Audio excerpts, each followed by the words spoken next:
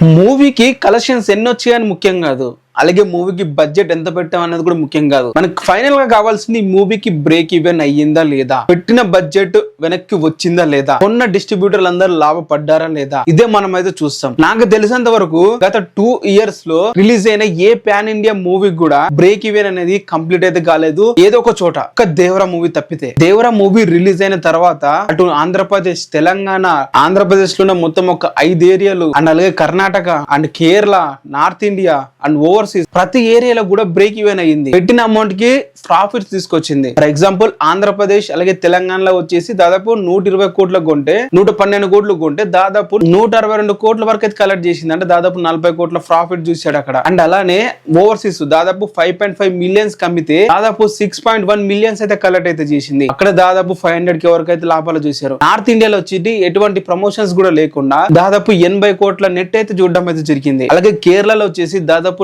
40 కోట్ల వరకు గ్రాస్ అయితే కలెక్ట్ అయితే చేసింది. ఈ బ్రేక్ ఈవెన్ వాళ్ళు వచ్చేసి దాదాపు అక్కడ 25 కోట్లు వస్తే బ్రేక్ ఈవెన్. అన్న తర్వాత కేరళ దాదాపు ₹1,00,00,000 కొంటే దాదాపు 1.9 crores అయితే రావడం జరిగింది. అంటే దాదాపు 2 కోట్లు రావడం జరిగింది. అలాగే తమిళనాడు దాదాపు 6 కోట్లు కొంటే దాదాపు 14 కోట్ల వరకు కలెక్ట్ అయితే చేసింది. సో ఈ ఏరియాలన్నీ కూడా బ్రేక్ ఈవెన్ అయితే కంప్లీట్ చేసుకుని మూవీ అయితే ఇప్పటి వరకు ఏ పాన్ ఇండియా మూవీ కూడా సాధించిన ఘనత అయితే సాధించింది. ఎందుకు చెప్తున్నాను అంటే కల్కి మూవీ పాన్ ఇండియా హిట్ దాదాపు 1000 కోట్లు కలెక్ట్ చేసింది. కాకపోతే ఆంధ్రాలో బ్రేక్ ఈవెన్ కాలేదు. చాలా ఏరియాలో లాస్ట్ కూడా చూసింది. సేమ్ కల్కి సలార్ మూవీ కూడా అంతే, దాదాపు 10 కోట్ల వరకు లాసెస్ చూసింది. బ్రేక్ ఈవెన్ కంప్లీట్ కాలే. ఈ మూవీస్ కంప్లీట్ గా బ్లాక్ బస్టర్ అయినా కూడా. అన్న తర్వాత పాన్ ఇండియా మూవీ దాదాపు 1700 కోట్లు కలెక్ట్ చేసిన పుష్ప 2 మూవీ కూడా ఆంధ్రాలో బ్రేక్ ఈవెన్ కాలేదు. పార్ట్ 1 పుష్ప కూడా ఆంధ్రాలో దాదాపు 40 crores లాస్ట్, అక్కడ కూడా బ్రేక్ ఈవెన్ కాలేదు. అండ్ పవన్ కళ్యాణ్ గారు ఓజీ మూవీ కూడా అసలు బ్రేక్ ఈవెన్ పక్కన పెట్టండి, ఈ మూవీకి దాదాపు లాస్ లేదు, దాదాపు 10 కోట్ల పైగా ఉంటుంది. సో ఈ విధంగా రిలీజ్ అయిన పాన్ ఇండియా ప్రతి ఒక్కరు కూడా ఫ్లాప్ లేకుంటే లాసుల్లోనే ఉంది తప్ప హిట్ అయిన తర్వాత కూడా.